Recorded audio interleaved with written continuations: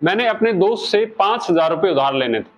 तो मैंने उसे जाते ही कहा कि भाई मेरे को बहुत बड़ी दिक्कत आ गई है और मेरे को कम से कम 1,00,000 रुपए चाहिए। तो वो अपना जी चुराने लगा, नजरें चुराने लगा। तो उसकी ना मुझे उसकी आंखों में दिख रही थी। वैसे पैसे कभी किसी से मांगते हैं तो उसकी ना उसकी आंखों में तुरंत दिख जाती है कि इसे देने या नहीं देने। तो फिर मैंने उसे दूसरा ऑप्शन कहा, लेकिन यदि आपके पास 1,00,000 रुपए नहीं है तो आप मुझे 5,000 रुपए दे दे, तो मैं वहां तक पहुंच सकता हूं जहां मुझे 1,00,000 रुपए मिलने। और उसने झट से 1,00,000 की जगह 5,000 ऑप्शन सुना। उसने एकदम से कहा बिल्कुल ले लीजिए, और अपना उसने पीछा छुड़ा लिया। एक्चुअल में मुझे चाहिए कितने थे? 5,000। यही पॉइंट है हमारी जिंदगी में कि कई बार जब हम बहुत ज्यादा चीज की डिमांड करते हैं और फिर छोटा सा ऑप्शन रख लेते हैं। एग्जाम्पल के लिए बहुत सारे सेल्समैन क्या करते हैं कि मेरे पास एक बहुत बड़ी चीज है, और आधे घंटे आपको समझाएंगे और कहेंगे ये तो $1,000 की है। तो आपका जवाब आएगा भाई ये तो नहीं है।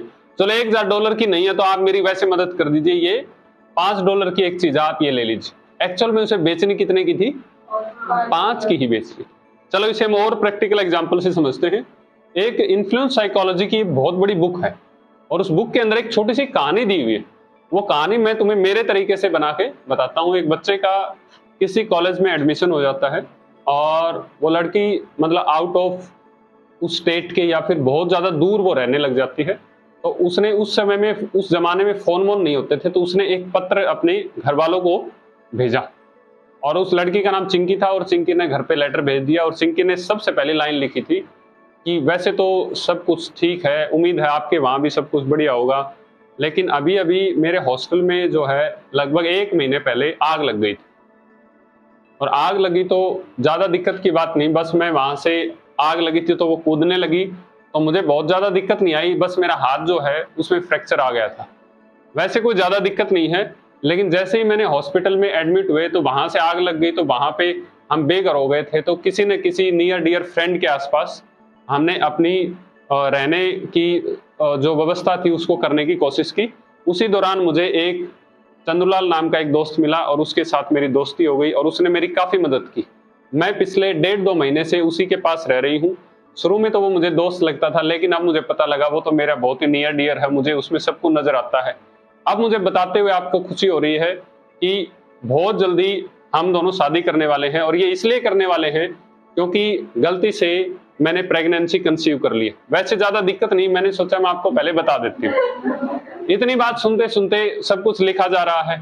फिर मुझे पता लगा कि वैसे मेरा हाथ का फ्रैक्चर वो तो कम हो गया है, लेकिन जाने अनजाने में जिसके साथ मैं रिलेशन में थी उसको भी एक प्रॉब्लम थी, और वो मेरे अंदर वो दिक्कत आ गई है। बायोलॉजिकल मुझे एक XYZ जो भी प्रॉब्लम थी वो मुझे हो गई है। वैसे ज्यादा दिक्कत नहीं है। जो भी बातें मैंने इतनी सारी लिखी हैं उसके नीचे जो है ये सारी झूठ हैं, लेकिन सच बात यह है कि मैं केमिस्ट्री के पेपर में फेल हो गई।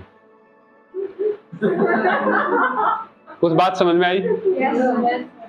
तो एक्चुअल में उसे क्या बताना था? वो केमिस्ट्री में तो फेल है, लेकिन साइकोलॉजी में पास है। वो समझ गए बात? यानी बहुत ज्यादा चीज बता के ये सब तो कुछ नहीं हुआ, लेकिन मैं सिर्फ फेल हो गई। समझ गए बात? नहीं समझे अभी? थोड़ा और एग्जांपल समझते हैं। ये पानी ठंडा है या गर्म है? लेकिन ये डिपेंड करता है। ये पानी मान के चले नॉर्मल हो, अभी नॉर्मल हो जाएगा थोड़ी देर में। आपने कभी इस प्रकृति के पॉइंट को नोटिस किया कि यहाँ ठंडा पानी रख दो या गर्म पानी रख दो, थोड़े समय बाद नॉर्मल ही हो जाएगा? लेकिन फिर भी हम समझते हैं इन्फ्लुएंस साइकोलॉजी।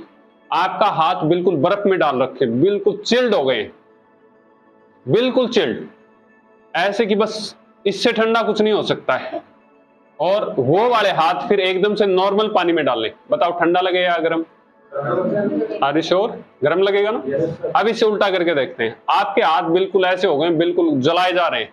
ऐसे मान के चलो गर्म पानी में डुबो दिए, बहुत ज्यादा गर्म में, बस हाथ बिल्कुल खराब तो हो नहीं रहे, लेकिन ये पता लग रहा है बहुत ज्यादा गर्म है। वही हाथ फिर हम उस नॉर्मल पानी में डुबोएंगे तो कैसा लगेगा? समझ रहे हो ना बात? पॉइंट क्या है कि पानी तो नॉर्मल ही है, परंतु हम कहां से आ रहे हैं, यानी किस टाइप का डाटा इकट्ठा करके हम उस फाइनल बात पे आ रहे हैं, ये बहुत मैटर करता है। इसीलिए इन्फ्लुएंस साइकोलॉजी को आपको लाइफ में लागू करना चाहिए कि कैसे एक बहुत बड़ी बात बता के हम अपनी छोटी बात को निकलवा लेते हैं, कैसे हम बहुत ज्यादा चीजें ऑप्शन करवा के, यही काउंसलिंग में आपको काम भी आएगा कि आप उसको इस तरीके से बड़ी बड़ी बातें बताएं कि वो नॉर्मल बात तो वैसे ही बता दें,